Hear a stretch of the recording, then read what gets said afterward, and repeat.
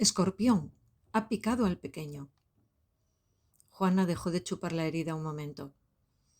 El orificio era un poco mayor y sus bordes estaban blancos por la succión, pero la roja hinchazón se extendía cada vez más en torno suyo, formando un duro bulto linfático.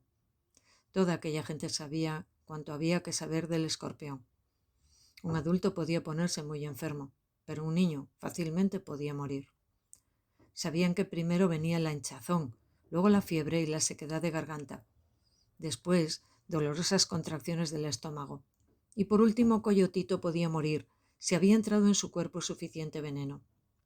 Los gritos del pequeño se habían convertido en gemidos. Quino había admirado muchas veces la férrea contextura de su paciente y frágil mujer. Ella, obediente, respetuosa, alegre y paciente, era capaz de retorcerse en los dolores del parto sin exhalar un grito. Sabía soportar el hambre y la fatiga, incluso mejor que el mismo Quino.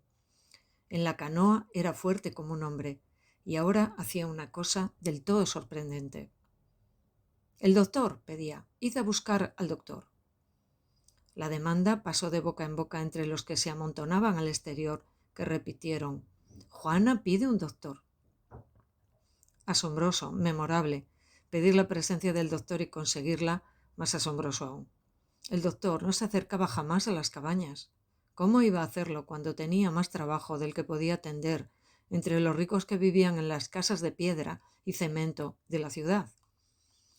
«No vendrá», exclamaron los vecinos. «No vendrá», repitieron los parientes desde la puerta. «El doctor no vendrá», dijo Quino a Juana. Ella lo miró con ojos tan fijos como los de una leona. Era el primer hijo de Juana, casi todo lo que había en el mundo para ella. Quino se dio cuenta de su determinación y la música familiar sonó en su cerebro con tono acerado.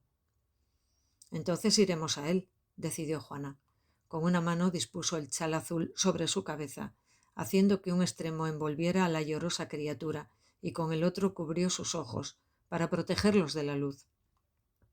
Los de la puerta empujaron a los de atrás para abrir paso. Quino la siguió y, acompañados por todos, emprendieron el camino. Era ya un problema de toda la comunidad. Formaban una acelerada y silenciosa procesión dirigiéndose al centro de la ciudad. Delante Juana y Quino, tras ellos Juan Tomás y Apolonia, bailándole el enorme vientre por efecto de la apresurada marcha, y luego todos los vecinos con los niños corriendo a ambos lados. El sol amarillo proyectaba sus sombras negras hacia adelante, de modo que andaban persiguiéndolas.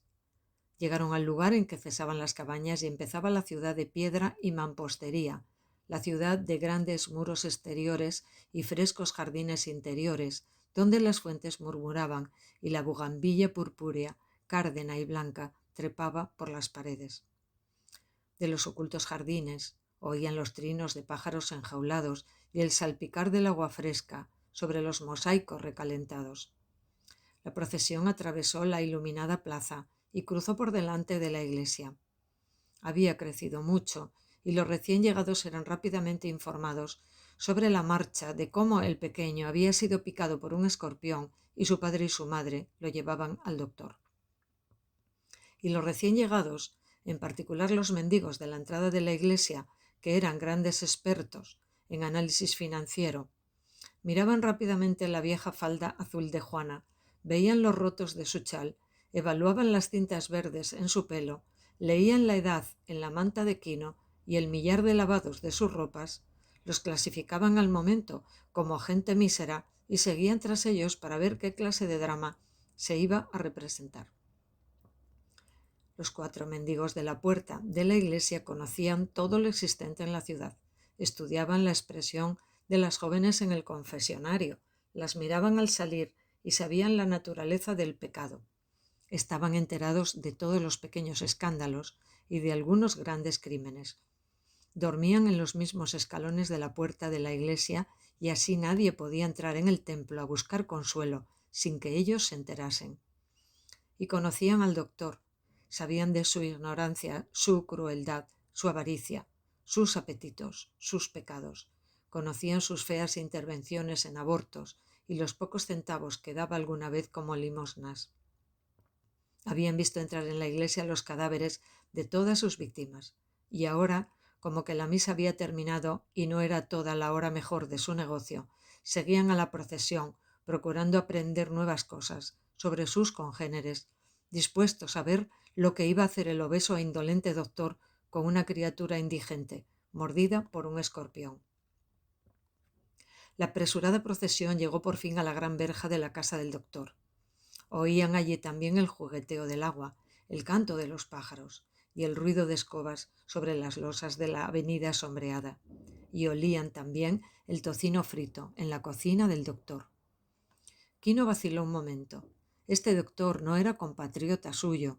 Este doctor era de una raza que casi durante 400 años había despreciado a la raza de Quino, llenándola de terror.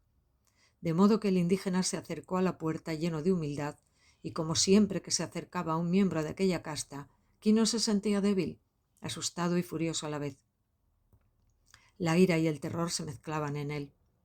Le sería más fácil matar al doctor que hablarle, pues los de la estirpe del doctor hablaban a los compatriotas de Quino como si fueran simples bestias de carga. Cuando levantó su mano derecha para coger el aldabón de la verja, la rabia se había apoderado de él. En sus oídos sonaba intensamente la música del enemigo, y sus labios se contraían fuertemente sobre sus dientes, pero con la mano izquierda se quitaba el sombrero. El metálico aldabón resonó contra la verja. Quino acabó de destocarse y esperó. Coyotito gemía en brazos de Juana, que le hablaba dulcemente.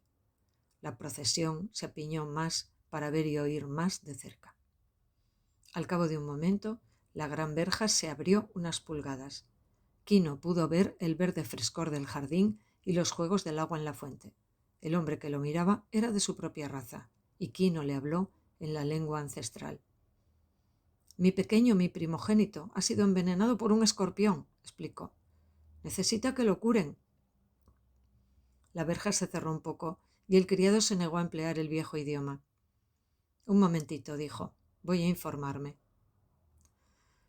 Cerró la verja y echó el cerrojo. El sol proyectaba las negras siluetas del grupo sobre los blancos muros. En su alcoba el doctor estaba sentado en la cama. Llevaba puesto el batín de seda roja tornasolada que se había hecho traer de París, algo justo sobre su pecho cuando se lo abrochaba.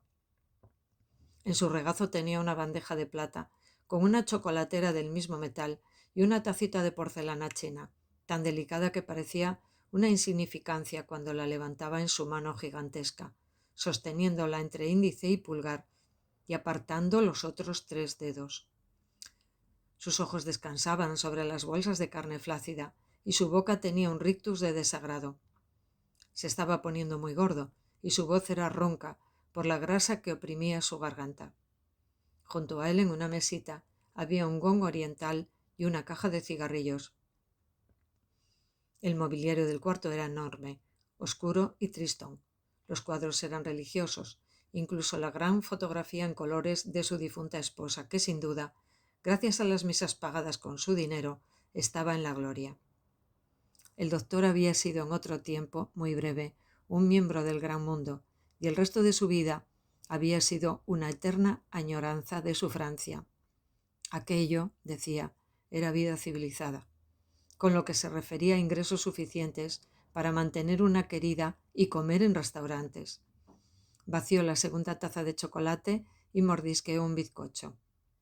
El criado llegó desde el jardín hasta su puerta y esperó que su presencia fuera observada. ¿Qué hay?, preguntó el doctor.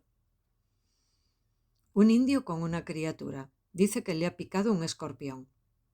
El doctor bajó la taza con cuidado antes de dejar su ira en libertad.